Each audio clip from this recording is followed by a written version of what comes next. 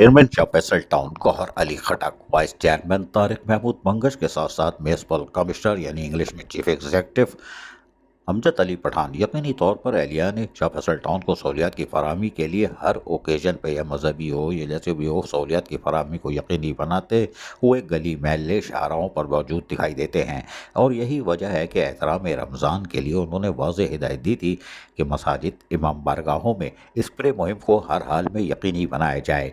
महकमा sanitation Shah Faisal town ने यकम रमज़ान से जहां पर स्प्रे मुहिम का सिलसिला जारी रखा हुआ है, वहीं यौम अली के बाद अभी तक रातों के लिए और फिर ईद की चांद रात तक जो है यकीनी तौर पर स्प्रे मुहिम जारी रहेगी। और फिर ईद उल फितर के लिए ईदगाहों पर मसाजिद में आने वाले मुसलमानों को एक साफ़ सुथरा माहौल फराहम करने के लिए महकमा सैनिटेशन शाह फैसल टाउन यकीनी तौर पर हरकत में दिखाई देता है। लेकिन मुंतज़मीन जो हैं वो भी मुतमईन दिखाई देते हैं, इसलिए कि शाह फैसल टाउन महकमा सैनिटेशन उनके आने वाले मसाजिदों में नमाजियों को एक साफ़ सुथरा माहौल फराहम करते हैं। हम आपको सुनवाते हैं उन्हीं की ज़बानी। अस्सलामुअलैकुम जी। हम बहुत मशकूर हैं जनाब टाउन चेयरमैन गौहर अली खटक साहब और जनाब फरहान शब्बीर साहब के, जिन्होंने जामा मस्जिद मदीना में ये फ्यूमिगेशन का ये अमल कराया, जिससे हमारे मोहतरम हज़रात और दूसरे नमाजियों को बहुत सुकून मिला। और हम बहुत मशकूर हैं जनाब टाउन के।